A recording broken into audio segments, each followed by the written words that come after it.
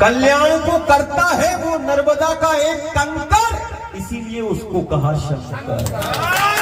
क्या भेद है शिव में, शंकर में और शिवलिंग में, इसको समझना पड़ेगा। मानना प्राथमिकता नहीं है। परमात्मा को, ईश्वर को, देवता को, देवी को, देवी देवताओं को मानना प्राथमिकता नहीं है। गुरु गोविंद को मानना प्राथमिकता नहीं है।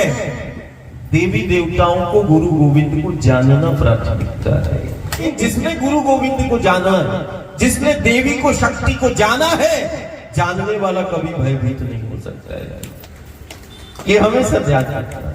अब तुम अपना चिंतन कर लेना कि तुम किस अवस्था में हो।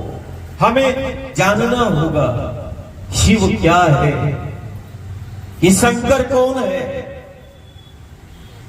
और जिस शिवलिंग का तुम पूजन करते हो वो हरिहरात्मक ही है, शिव शक्ति प्रदान की है।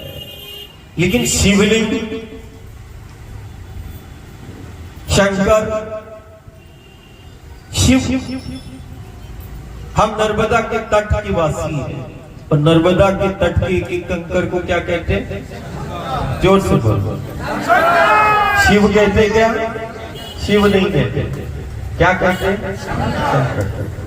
एक बच्चे ने प्रश्न कर लिया कि दादा,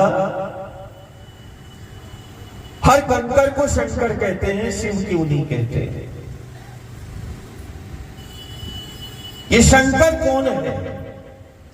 हर कंकर को शिव नहीं कहा, नर्मदा के तट के हर कंकर को शंकर कहा। शिव शंकर में भेद क्या है? एक बालक के मुख से एक प्रश्न कितना सुंदर निकलता है, कभी हमारे अंदर भी नहीं आता कि कंकर को शंकर बोला, शिव क्यों नहीं बोला? ये शिव शंकर में क्या अंतर है? एक बालक का प्रश्न। थोड़ी देर के लिए हमने उस बच्चे को देखा और फिर ऐसे लगा कि नहीं, मां ही कोई संदेश देना चाहती है।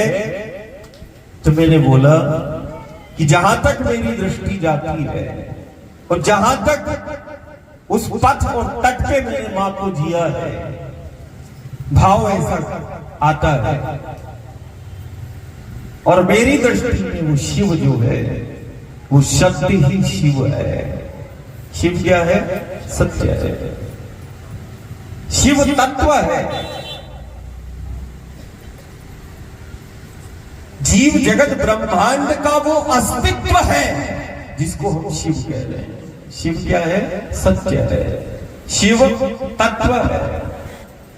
शिव जीव जगत ब्रह्मांड का अस्तित्व है, जिससे ये जीव जगत ब्रह्मांड का अस्तित्व वो शिव है, वो तत्व है, वो सत्य है।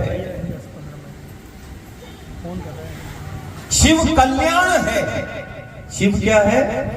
कल्याण है। कल्याण, शिव मात्र कल्याण है। शिव आनंद है। इसके अलावा शिव कुछ नहीं है, जो जीव जगत और ब्रह्मांड में व्याप्त है। तुम्हारे अंदर इतना आनंद है, एक जीव के अंदर, एक व्यक्ति के अंदर इतना आनंद होता है कि वो एक व्यक्ति सारे जगत को आनंदित कर सकता है। एक व्यक्ति सारे जगत को आनंदित कर सकता है। शिव क्या है? शिव को मात्र आनंद जानो, जो जीव जगत ब्रह्मांड में व्याप्त है। शिव क्या है? आनंद है। शिव कल्याण है। शिव तत्व है। शिव सत्य है। ये तो क्या हो गया? ये शिव हो गया, जो जीव जगत ब्रह्मांड का अस्तित्व है। वो तत्व शिव है, जिससे ये जीव जगत ब्रह्मांड का अस्तित्व है। वो क्या है? वो शिव है। अस्तित्व भी शिव, आनंद भी शिव, कल्याण भी शिव। तो फिर शंकर कौन है? शंकर कल्याण को करने वाले को बोला गया। जब वो अविनाशी, जो घट घट का वासी है, जब वो हमारे बीच में आता है और जब वो कल्याण करता है, तो कल्याण को करने वाला उसको क्या बताया गया? शंकर है। शंकर कौन है? कल्याण को करने वाला। और शिव कौन है? कल्याण। शिव कल्याण है और कल्याण को करने वाला वो शंकर है। फिर वो शंकर हो जाता है जब वो कल्याण को करता। कल्याण करता जब वो बनता है अविनाशी तो वो शंकर कहलाता है। आनंद को देने वाला वो शंकर, ज्ञान को देने वाला वो शंकर, सत्य का बोध कराने वाला वो शंकर। नर्मदा के हर कंकर को हमने शंकर कहा कारण वो एक एक कंकर जीव जगत का कल्याण करने में सर्वशक्ति संपन्न है। कल्याण को करता है वो नर्मदा का एक कंकर, इसीलिए उसको कहा शंकर। इसके इसीलिए उसको क्या बोला अपन ने? शंकर। कल्याण को करने वाला वो एक एक नर्मदा का कंकर वो कल्याण को करने वाला है, इसीलिए जगत ने उस कंकर को कहा शंकर। वो है शंकर। तीनों का संबंध उस आद्य शक्ति भगवती से है जिसको हम नर्मदा के रूप में देख रहे हैं। देखना, हम उसको आनंद मूर्ति बोलते हैं। यदि हम शिव की महिमा और महत्व को हम श्रवण कर रहे हैं तो उसमें दो आधार शक्ति का जरूर चिंतन आवश्यक है। यदि तुम शिव का उपासना कर रहे हो तो तुम्हें राम का भी स्मरण करना होगा। यदि तुम शिव के महत्व को समझना चाहते हो तो तुम्हें नर्मदा के महत्व को समझना पड़ेगा, उस शिव कन्या के, उस आद्य शक्ति के स्वरूप को। तब वो शिव कथा, वो शिव महत्व सार्थक होगा।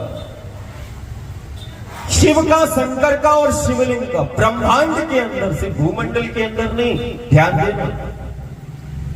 नदी के रूप में जो भगवती मिली है, नदी के रूप में जो हमें साक्षात शक्ति मिली है, दुनिया में सिर्फ एक ही शक्ति है जो शिवलिंग का निर्माण करती है अपने गर्भों में, नर्मदा। कोई ऐसी दुनिया की नदी बताओ जो नदी शिवलिंग का निर्माण करती हो, अपने जल के गर्भ से शिवलिंग बना। शिवलिंग का निर्माण कहां होता है? सिर्फ नर्मदा के जल गर्भ। ठीक है। उस आनंद मूर्ति, नर्मदा को क्या बोला? आनंद मूर्ति, जो आनंद की जननी है। और आनंद को मैंने क्या बोला? शिव है, जो आनंद को प्रकट कर दे। एक तरफ बुद्धि ये कहती है, बुद्धि भेद कराएगी, बुद्धि ये तुम्हें बताएगी अरे शिव की देह से जिसका प्राकट्य हुआ वो नर्मदा है, सत्य है, सत्य है। वो आद्य शक्ति भगवती, वो शिव की देह से वो प्राकट्य जिसका हुआ, और वो शिव वो तत्व है, शिव वो सत्य है। और उस भगवती को क्या बोला? आनंद मूर्ति, सत्य मूर्ति, जो सत्य रूपी शिव को धारण करने में सामर्थ्य है, जो आनंद रूपी शिव को जिसने धारण किया और इस जगत का कल्याण किया और कर रही है, वो भगवती नर्मदा है, जो आनंद रूपी शिव को धारण कर लेती है, जो सत्य रूपी शिव को जिसने धारण करने में जिसकी समर्थता है, वो नर्मदा है। जो आनंद रूपी शिव को, जो सत्य रूपी शिव को धारण करती है और आनंद और सत्य को प्रकट करती है, वो भगवती को हम कहते हैं नर्मदा। द्वार पर शंकर को प्रकट करती है, जिसके द्वार पर शंकर सदा रहता है, कंकर के रूप में शंकर। जगत में सिर्फ नर्मदा का द्वार है जहां शंकर प्रत्यक्ष है, युग सदी साक्षी है। इसी नर्मदा के तट पर वो कंकर के रूप में हमें शंकर मिला।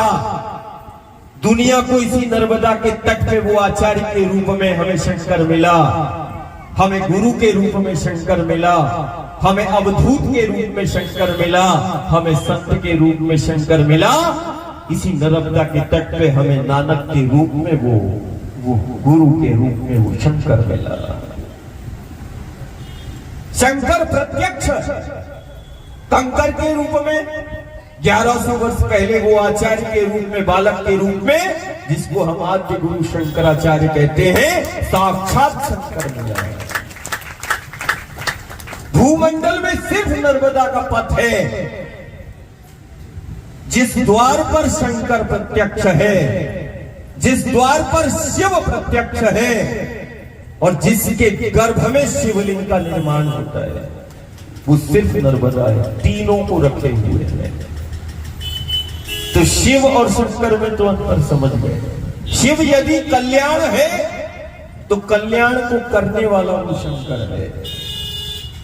शिव यदि आनंद है तो आनंद को देने वाला वो शंकर है। शिव ज्ञान है और ज्ञान को देने वाला शंकर है। तो फिर शिव और शंकर तो है। अब शिवलिंग क्या है? शिवलिंग किसका प्रतीक है? और हम शिवलिंग के रूप में उस अविनाशी की आराधना साधना कर रहे हैं। शिवलिंग प्रतीक है उस ज्योति का जिससे ये जीव जगत ब्रह्मांड की उत्पत्ति हुई। शिवलिंग क्या है? शिवलिंग मात्र एक प्रतीक है। वो ज्योति अपन बोलते हैं ना, 12 ज्योतिर्लिंग, 12 शिवलिंग नहीं बोलते अपन, 12 शिव नहीं बोलते, 12 ज्योतिर्लिंग। क्या बोलते हैं? ज्योतिर्लिंग। शिवलिंग उस ज्योति का प्रतीक है जिस ज्योति से इस जीव जगत ब्रह्मांड की उत्पत्ति हुई। शिवलिंग ब्रह्मांड का प्रतीक है और शिवलिंग उस चैतन्यता का प्रतीक है जो हम जीव के अंदर, जगत के अंदर देख रहे हैं। उस चैतन्यता को वो प्रतीक है। यदि कोई शिवलिंग का पूजन करता है तो निश्चित मानना कि शिव और शक्ति की दोनों की उपासना हो गई। यदि शिवलिंग को यदि तुमने पूज लिया, यदि कोई शिवलिंग में जल को अर्पित करता है तो वो शिवलिंग में जल चढ़ाना मतलब वो हमारे जीवन से जुड़ा हुआ बड़ा गहरा प्रामाणिक तथ्य है कि हम शिवलिंग में जल अर्पित करते हैं। और जल किसका प्रतीक है? जीवन का। और शिवलिंग किसका प्रतीक है? वो जीवन ज्योति का। तो शिवलिंग ब्रह्मांड का प्रतीक, शिवलिंग वो जीव जगत ब्रह्मांड की उत्पत्ति जिस ज्योति से हुई, उस ज्योति बिंदु हमारे समक्ष जो प्रकट हुई वो शिवलिंग के रूप में। और शिवलिंग का ही पूजन होता है। शंकर का गुरु के रूप में होगा, आचार्य के रूप में होगा, लेकिन स्वरूप का पूजन नहीं होता। उस अविनाशी का शिवलिंग का पूजन होता है। इसको समझ रहे? शिव, शंकर और शिवलिंग। शिवलिंग हमारा अस्तित्व का प्रतीक है। शिवलिंग हमारा ब्रह्मांड का प्रतीक है। शिवलिंग हमारा ज्योति का प्रतीक है। जिस ज्योति बिंदु से जीव जगत ब्रह्मांड की उत्पत्ति हुई वो शिवलिंग उसका प्रतिनिधित्व करता है। शिवलिंग एक प्रतीक है हमारे अस्तित्व का। शिवलिंग एक प्रतीक है इस ब्रह्मांड का। शिवलिंग एक प्रतीक है इस चैतन्यता का जो जीव जगत के अंदर हम देख रहे हैं।